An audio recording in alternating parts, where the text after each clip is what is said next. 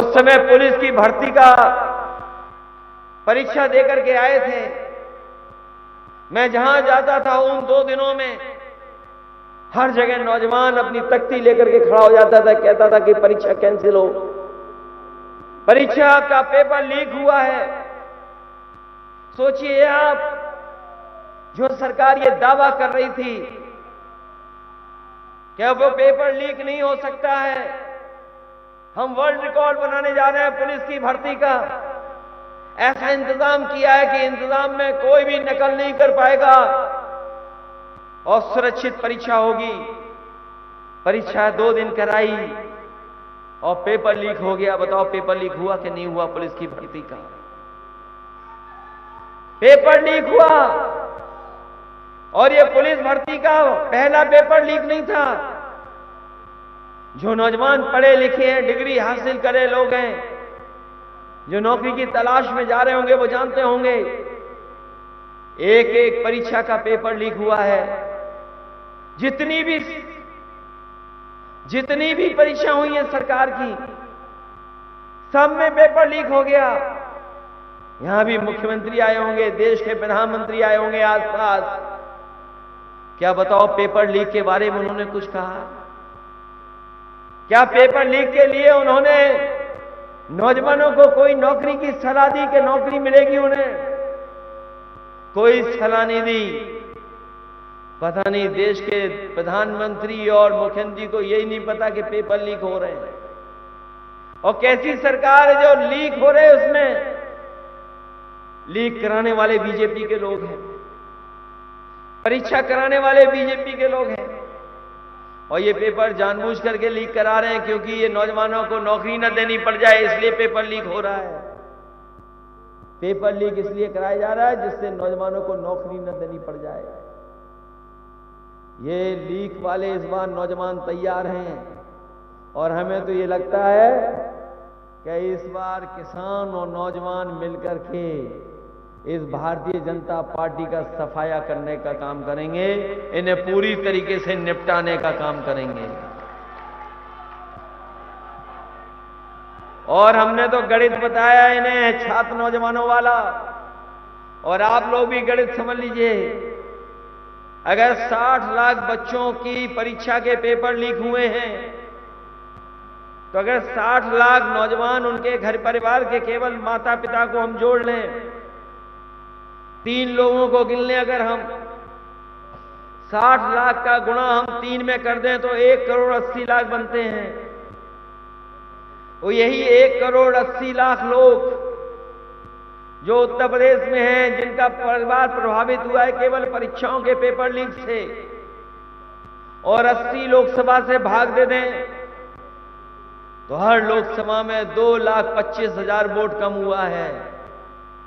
तो बताओ भारतीय जनता पार्टी कहां से 400 पार कर रही है? जब 80 में 80 हार रही है तो बताओ कहां से 400 पार हो रही है? ये 400 पार नहीं, इस बार किसान और नौजवान मिलकर के इन्हें 400 सीटें हराने का काम करेगा। ये 400 हारने जा रहे हैं। और फिर ये सरकार, इनके नेता आपने देखा होगा, अपना भाषण शुरू करते हैं, भारत माता की जय हो। हम भी भारत माता की जय बोलते हैं। कोई इस देश का ऐसा व्यक्ति नहीं होगा जो देश के प्रति प्रेम न रखता हो, देश को मजबूत नहीं बनाना चाहता हो, अपनी सीमाओं को सुरक्षित न रखना चाहता हो। लेकिन सोचिए, यही सरकार जिसने एक फैसले से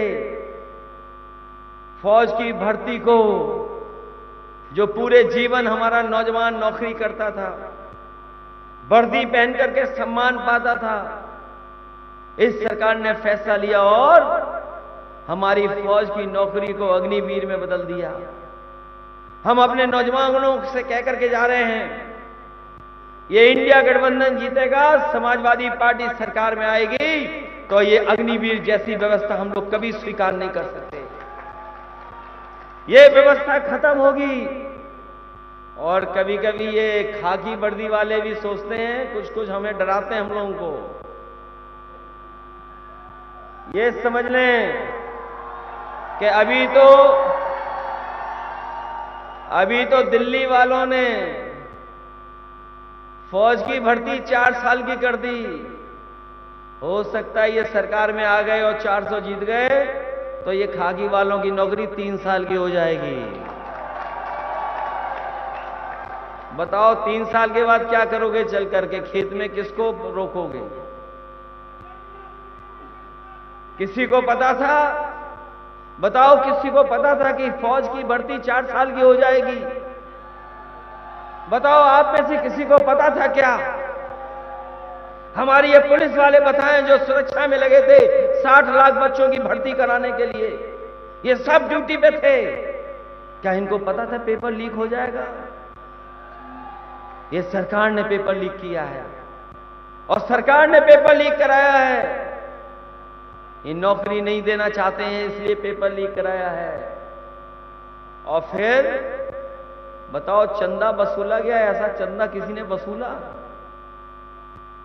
हम और आप लोग कितने दिनों से राजनीति कर रहे हैं, किसी राजनीतिक दल ने कभी ऐसा चंदा नहीं वसूला होगा जैसा बीजेपी ने वसूल लिया। सोचिए, जो कंपनी मुनाफा ही नहीं कमा रही, जिन कंपनियों का मुनाफा कम है, टर्नओवर कम है, वो अपने मुनाफे से 4 गुना ज्यादा बीजेपी के खाते में पैसा जमा कर रहे हैं। कोई सोच सकता है कि 1000 करोड़ चंदा लिया जा रहा हो? क्या आप क्या कल्पना कर सकते हो कि 1000 करोड़ रुपए लिए जा रहे हो चंदे के? किसी से 500 करोड़, किसी से 600 करोड़, किसी से 200 करोड़। और ये बीजेपी वाले घूम घूम करके कह रहे थे कि वैक्सीन लगवा लो, वैक्सीन लगवा लो। बताओ वैक्सीन वालों से इन्होंने पैसे वसूल लिए कि नहीं वसूल लिए? आपने सबने वैक्सीन लगवा ली होगी, तो अब तो हमारे जैसे हो आप भी।